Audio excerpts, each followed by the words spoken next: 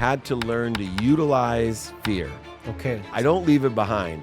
I identify what I'm afraid of. I then identify what ego-based consciousness I'm prescribing to the fear of the past or fear of the future. That's all there is. Yeah. Fear of the past, resentment and guilt, fear of the future, anxiety and worry. And then I see, do I have a need to be superior? Do I need to be separate, inferior? Do I have a need to be right? Do I have a need to be offended, angry, anxious, frustrated, worried? All of these things are ego-based consciousness that not only interfere with how happy, healthy, wealthy, and worthy you are, but they actually accelerate you in the wrong direction. I want to talk about your biggest loss all at once and how you got past that. So my biggest loss was I bought a condo conversion from a neighbor. Okay. And I sunk all my cash, liquid cash, into the lawsuit while I was managing all of my properties and my business investments. At the time, I had a $40 million line of credit at a private bank. Wow. I had been a member of that bank for over 10 years. Anytime I walked into that bank, I was God. I was Midas. They would lick the bottom of my soles if I asked them to when I walked into that bank. Overnight in 2008, the bank was struggling. Remember that? Yeah. I walked into the bank to facilitate servicing the loans that I had on these extraordinary properties I bought. Ski Mountain, which by the way is worth over $200 million today. A golf course, by the way, that was the 8th best new golf course, only designed course by Sam Snead. And I walked into the bank, and the person that I had been dealing with for 10 years wasn't there. And I knew I was in trouble when some dude I never met came out and said, "Now, what's your name again?" Oh, Wow. You're done. And I was like, whoa. And then I said, well, yeah, I just need a $5 million draw on my $40 million line. I'm Mr. Meltzer. I've been with the bank for 10 years. Actually help bring in the initial investments for your bank. Oh, nobody called you. You know, Steve doesn't work here anymore, and we've reduced your line because the bank has to mitigate their risk, and we have a lot in the community here, and we're not to the ratio of credit to risk. So we've reduced your line to $1 million. Now, you can be as successful your entire life that you want to be, but if you can't service debt, even on great investments, and you're in the midst of a lawsuit, you're in a whole bunch of mess. Okay. And I still didn't ask for help. Here's the funniest thing is, number one, I wouldn't have been in the situation I got in if I didn't ask a mentor who had been there before for help that already knew these types of things because they'd been there before. But more importantly, when the shit hit the fan, my ego was still involved. Yes. So I was too afraid to ask anyone for help because I'll pull it off. Yep. I pulled it off all right. I almost lost my life and my wife and everything I owned until my wife, told me, dude, you got to take stock in who you were and what you want to become, because this isn't about money for you. You always have made money. 9 months out of law school, you didn't know anyone, you didn't know anything, and you made $1 million. This is about your values. And she's going to leave me because she was afraid I'd end up dead. It wasn't about the money. Wow. And so I took stock into gratitude and forgiveness and accountability and inspiration. I had faith. I call faith gratitude of the future. Yeah. I had gratitude of the future instead of just gratitude for the past. Yeah. And once I shifted my paradigm, didn't take long where I came back. And today, here I am 15 years later after 2008, making more money than ever, helping more people than ever, and certainly having more fun. But you had to leave your ego behind. I had to learn to utilize fear. Okay. See, ego, if I could give egoectomies, I could, right? But I don't leave it behind. I identify what I'm afraid of.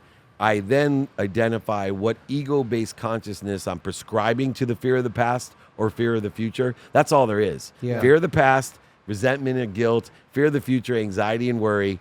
And then I see, do I have a need to be superior? Do I need to be separate, inferior? Do I have a need to be right? Do I have a need to be offended, angry, anxious, frustrated, worried? All of these things are ego-based consciousness that not only interfere with how happy, healthy, wealthy, and worthy you are, but they actually accelerate you in the wrong direction, creating greater void, shortages, and obstacles for you. When if you learn to identify what not only you're afraid of, but what ego-based consciousness you're prescribing to it, it allows you to stop, breathe, remember, remind, and recollect that you're part and parcel of an omniscient, all-powerful source, a unified, abundant, infinite system of thought, And instead of thinking I got to go get more, I got to resist this, go over it, under it, through it, around it, lie to it, manipulate it, or cheat it, not me, man. I remember, remind, and recollect what it is I'm here for in the trajectory of what I think I want, who can help me and who I can help. And then I know how to get it done effectively, efficiency, with statistical success, prioritizing what's important to me. And instead of searching for my why, I'm applying it. Yeah. But how long was that time period of you in that dark place? And what really changed? I know you're talking about you got into more wellness, you got into better habits. You talk about habits all the time. So how did that change, maybe in more detail, and especially with habits? Because there's a lot of people that are watching this that want to change their habits for the better. So first of all, I had to understand habits. So behaviors and energy, just like money. Yes. Yep. And so I studied energy because I wanted to know the characteristics of energy. Okay. And the characteristics of energy that I found are three things. Energy aggregates on itself. It attracts more of like energy. Yep. It gives me exponentiality of outcomes.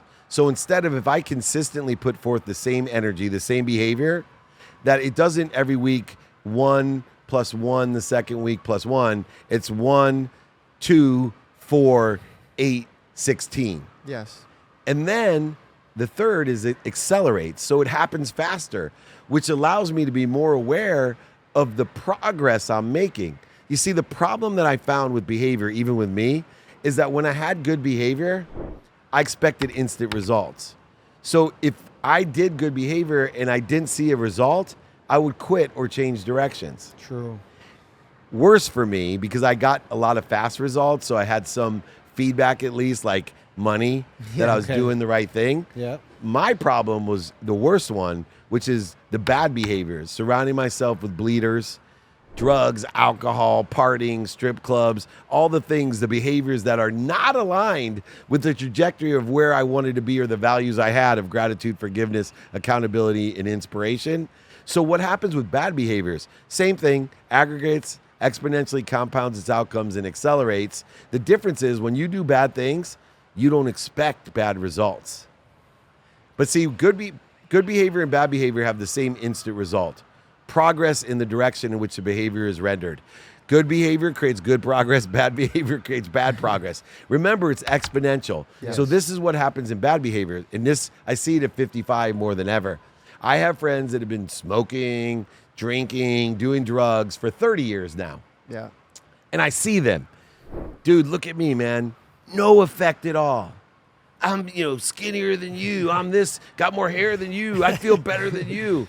And I know they've had bad behaviors aggregating. So at that time, they're only 50% of the way to cancer. Yeah. But when you're 50% of the way, you're only one more flip to 100. See, when you're 25, the year before, you feel like, shit, I am invincible. I've been doing this 29 years. And look, I still got 75% more to fuck up my life. Then it doubles to 50 and you still think you're invincible. Oh man, I've been doing this for 30 years. I got another 30 years till I'm effed up. No, you got one more year till it doubles to 100% of the way and they find cancer, or you're broke, or you die. Like one of my friends, he didn't wake up. 2 weeks after he told me I'm healthier than you. Wow. So was that a lot of it for you too, changing the people that you were around? Big deal. I have a sign. Show me your friends, I'll show you your future. Love that. I surrounded myself with the wrong people and the wrong ideas. I had to fire people from my life. And this is a new, not many people have heard this before because I came up with this. I always talk about the great chain of feeding. Yeah. Right? Feed those that feed you. But there's a new nuance to that I want people to think about. I am very subjective about my chain of feeding by the relativity of the relationship. So my mom, who's 80, bleeds me. You guys, your moms may bleed you too. Yes. But the relative, I lie in front of a bus for my mom and give her my life. me So too. I don't care. Yeah. Yeah. She gets still the same amount of attention. I'm not firing my mom from my life. I'm not letting her fall away. She can bleed away. Yeah.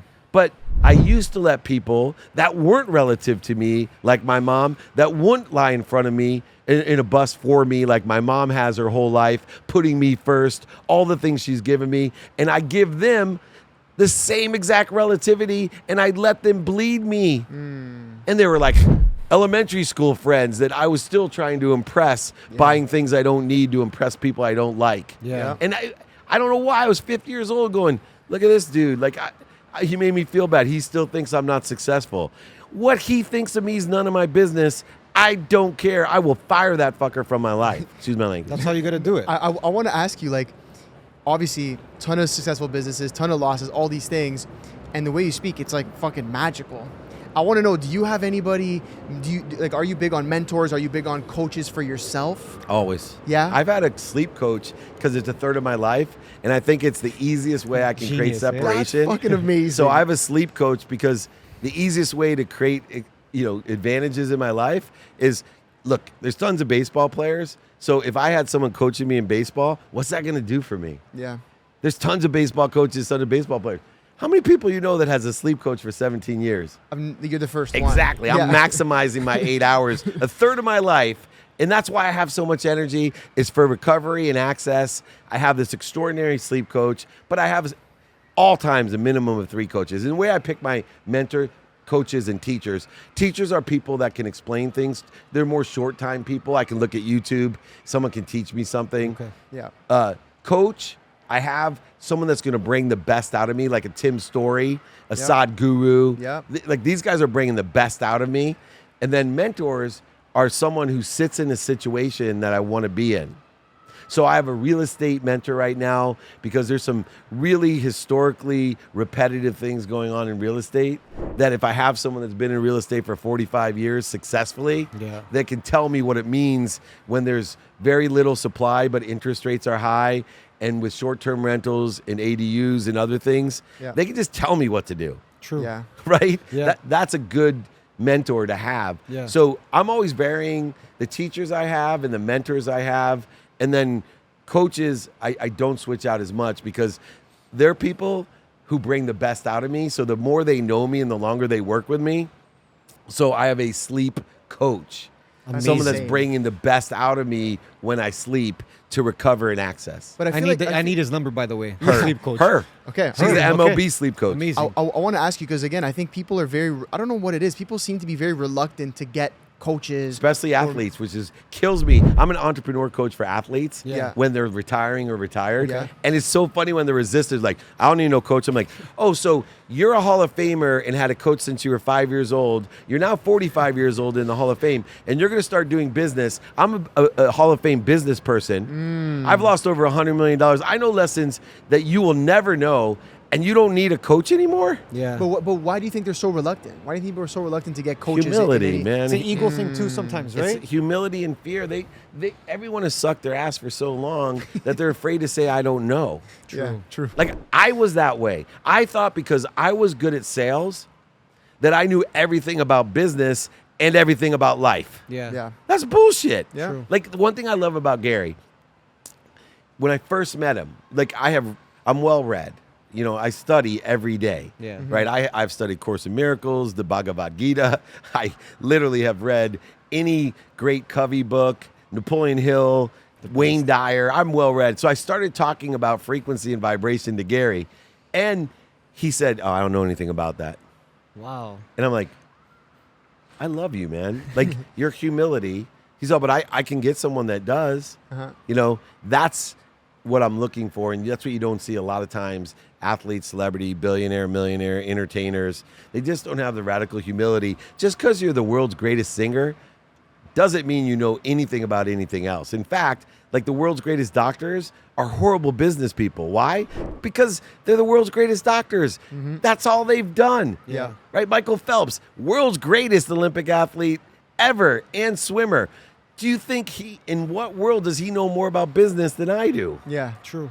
I don't know shit about swimming, and I wouldn't say that I did, but somehow nobody would care if I told you that. True. Fair. What would you say to, let's say, young entrepreneurs out there that maybe don't have access to these coaches that Bullshit. are looking for advice? Is Ask, bullshit? man. Is it It's bullshit? bullshit. Look, I teach people the easiest and fastest way to change your life. The best piece of advice I would give my 18-year-old self, ask for help. Yeah. See, we still live in a zero-sum game when we're young. We think there's winners and losers. Everything's a trade and negotiation and a comparison and a competition. It's not. The best thing you can do is go to the highest level you can as a young person and ask for help under the context of value add that you're just not aware, because you can't be where I am, how much value it adds to my life when a young person gives me the honor, the respect of saying, hey, man, I really appreciate what you know and what you're doing. Can you teach me? Yeah. Can you bring the best out of me? Yeah. Can you show me directions to where you are? That's why I have such a big intern program. True. But they wouldn't have internships without asking for help. And what's the worst thing someone could say? Sorry, I don't have time. Yeah. Like the greatest people, the highest level people, the spirits of excellence, they're never going to say no. Yeah. They may say, hey, I don't have enough time. And then you can say what? But do you know anyone that can help me? There you go. And they have surrounded themselves with way more people that can help you than you know. And they're just leading you to the next open door to allow you to accelerate, aggregate, and get exponentiality of outcomes in your life.